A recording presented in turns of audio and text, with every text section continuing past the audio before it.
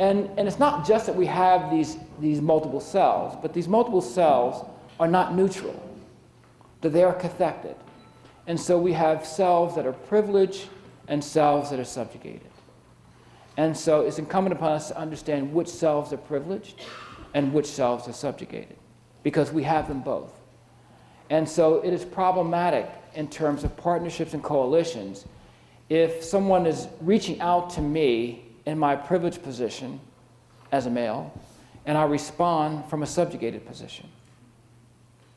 That breaks down the relationship. And so what it means for each of us, I think, is having this conscious awareness about who we are and which self is showing up in any particular intervention. I mean, any particular interaction, not intervention. That we have all of these selves. Now, I also think that once we develop this multidimensional self, that we have to engage then in a process of self-interrogation, which we tend not to do very well. Because once you develop a multicultural perspective, what it means is that the lens you develop toward the world is one that looks at self in relationship to other. And actually it's selves in relationship to other.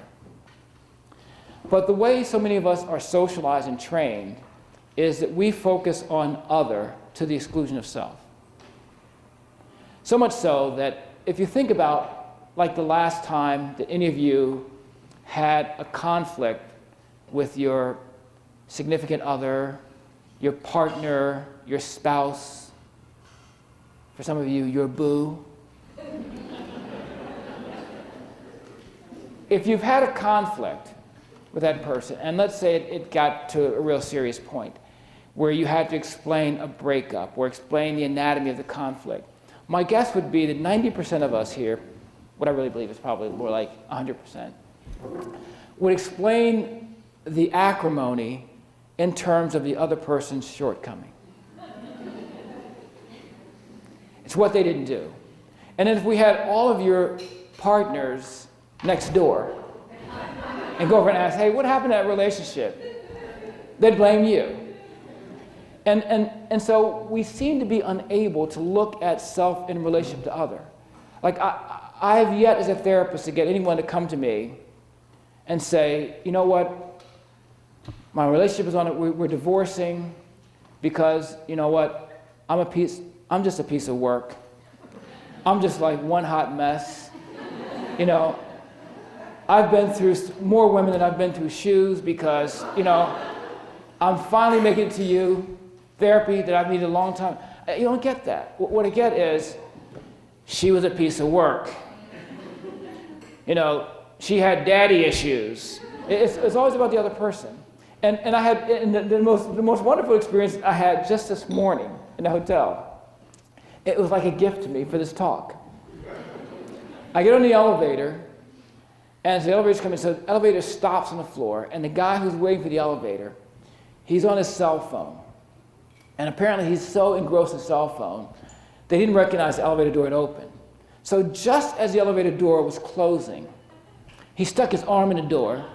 So and he gets on, he said, damn, the elevator door almost took my freaking arm off. That was amazing to me. So it was the elevator's door. Not the fact he stuck his arm in it, you know, no self-interrogation. No self-interrogation. And so what I'm suggesting is I don't think we can participate in viable partnerships of any kind when we fail to look at the self, when we fail to examine self. That I've asked myself, what is my contribution to this breakdown? I'm well aware of what you could have done differently. What's one thing I could even consider I might do differently? It's very hard for us to do that. It's very hard for us. And so to the extent that we can't do that, I think it's very difficult to develop a multicultural perspective.